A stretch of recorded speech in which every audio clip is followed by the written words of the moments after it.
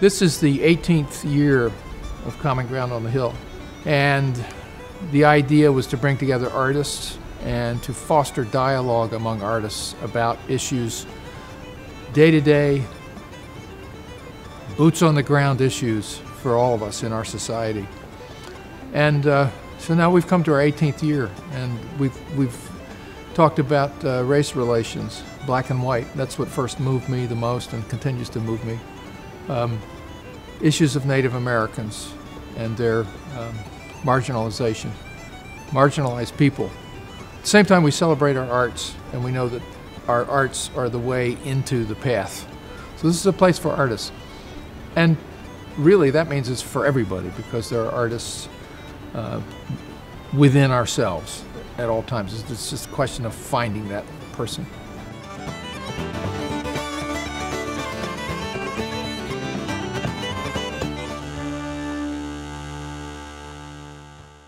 So now we find ourselves with veterans, and that came about very naturally. This community has always evolved naturally. We don't go seeking people. People come to us because they are friends of people who are already here. What a perfect night for Josh Heisel to be sharing his music with us. Make welcome and celebrate the 4th of July with Josh Heisel.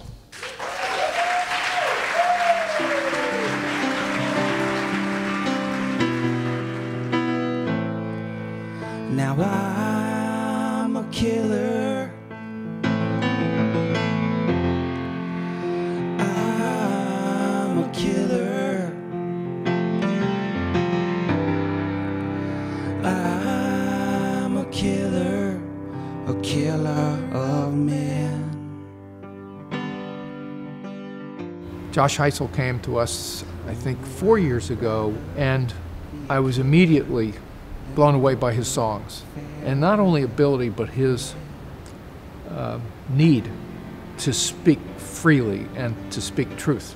And I found out what a true hero Josh is, because he got out in front of all of us and sang these songs that identified himself as a warrior, someone who had been involved in killing on the battlefield, and at the same time someone with a huge heart. And I felt like we needed to hear that. And I feel that our country and our world needs to hear this. We take the warriors who serve us, who serve our countries, and we train them, and they do their work as requested. And then we forget about them.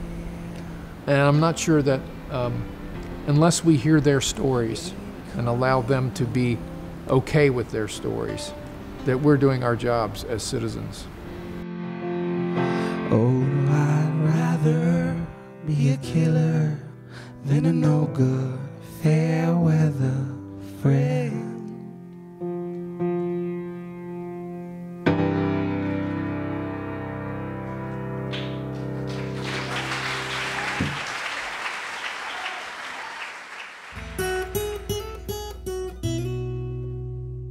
When I got back from the war, I tried everything. I went to the VA, I got pills, got therapy. And then I came across Common Ground, and it changed my life. It saved my life. Then I thought to myself, what could I do for other veterans? So we started a Veterans Initiative. I just want to thank you guys from the bottom of my heart for bringing me in here 4 years ago and saving my life.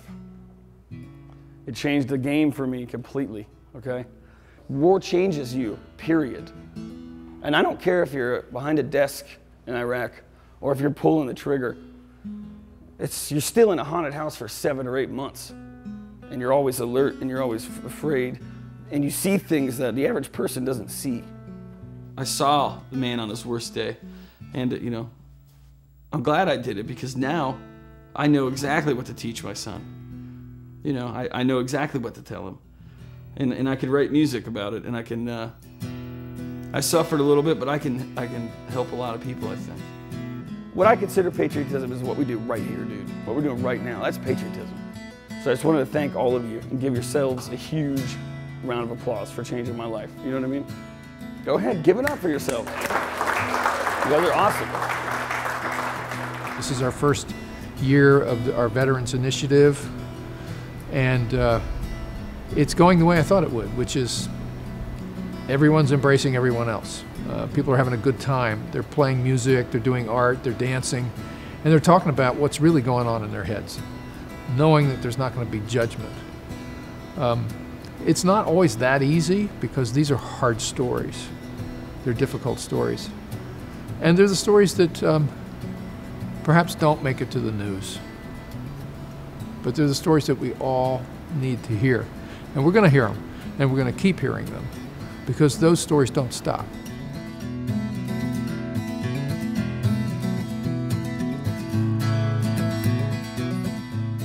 When I got out here, I didn't know what to expect. But since I've been here over the last few days, I think it's almost imperative that veterans are here, because to somebody that hasn't experienced it, they can have a more educated opinion on what we are doing when we're in, what we're doing when we get out, and that we're just people too.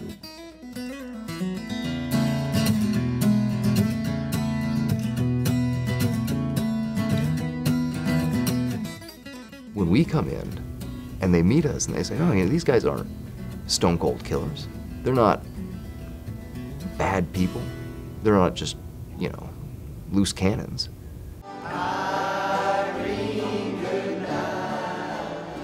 Because a lot of these artists come from, you know, an older generation that was very galvanized over war. And I think in their own way, they had suffered from that. Sometimes we don't think that we necessarily understand each other, and we don't necessarily think that we have something in common. And being here and talking with all these people, you find out that you are, in fact, you're cut from the same rug, and we're all just getting through this together. And I think that in the future, with the developing of this program, we can build this experience to be a growth and healing process for both sides.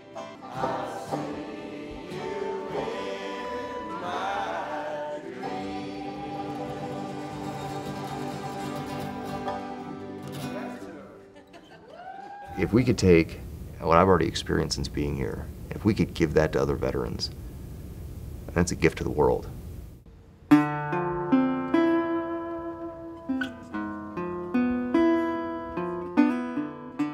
I'm not the typical person you would think who goes into the Marine Corps. I didn't even know I was a veteran, to be honest with you. For many, many years, I just was a person who happened to serve a long time ago, and I didn't really talk about it. I met Josh 3 years ago through a mutual friend who was having a house concert, and just became fast friends. Last year he started telling me about Common Ground, and as time went on he started talking about this Veterans Initiative and asked if I would be a part of it, and I said, yeah, sure, you know, whatever you want me to do, I'm happy to help. Anger is the most primitive emotion. My biggest concern was that a bunch of vets would get here and have a triggering response from whatever they were seeing or feeling, and I wanted to be available for the veterans in case that happened. Provide a safe place to talk and process what they were experiencing. It's either them or the enemy.